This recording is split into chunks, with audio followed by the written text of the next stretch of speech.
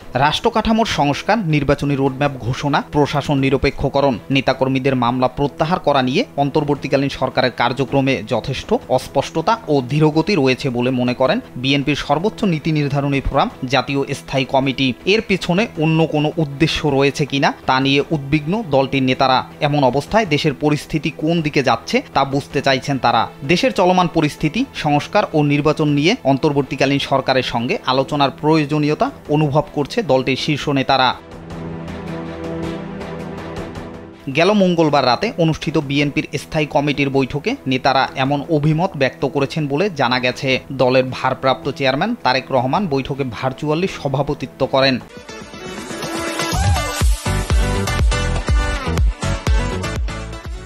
যেখানে বিএনপির স্থায়ী কমিটির কয়েকজন সদস্য বলেন, অন্তর্বর্তীকালীন সরকারের মেয়াদ 2 মাস পার হতে চলল, কিন্তু এখনও নির্বাচনী রোডম্যাপ ঘোষণা করা হয়নি। তাছাড়া তারা আগামী দিনের রাষ্ট্র বিনির্মাণে কি চিন্তা করছেন, কখন নির্বাচন দেবেন, রাষ্ট্র সংস্কার কিভাবে করবেন, আগে রাষ্ট্রের সব সংস্কার নাকি প্রয়োজনীয় সংস্কার শেষে নির্বাচন হবে, রাজনৈতিক দলগুলোকে যথেষ্ট স্পেস দিতে চান কিনা, এসব নিয়ে জনগণের মনে এখনও প্রশ্ন রয়ে গেছে।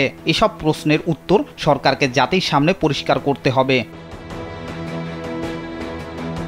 জানা গেছে, বিএনপির স্থায়ী কমিটির বৈঠকে অন্তর্বর্তী সরকারের 2 মাসের কার্যক্রমের ভালো মন্দ দিক নিয়ে বিস্তারিত আলোচনা হয়েছে। বৈঠকে বিএনপির কয়েকজন নেতা বলেন, প্রশাসনে কয়েক ধাপে রদবদল করা হলেও বিগত আওয়ামী লীগ সরকারের সুবিধাভোগীরা এখনো রয়ে গেছে। তাছাড়া রদবদলে ঘুরে ফিরে তাদেরই আনা হচ্ছে, এতে করে উল্টো আওয়ামী লীগের পুনর্বাসন হচ্ছে। এই প্রশাসন দিয়ে অবাধ ও সুষ্ঠু নির্বাচন সম্ভব নয়।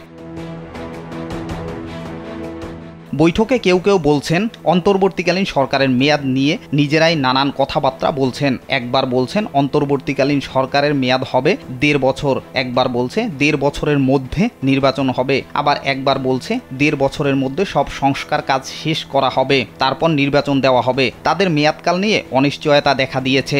সরকারের একটা বক্তব্যের সঙ্গে আরেকটা বক্তব্য মিলছে না।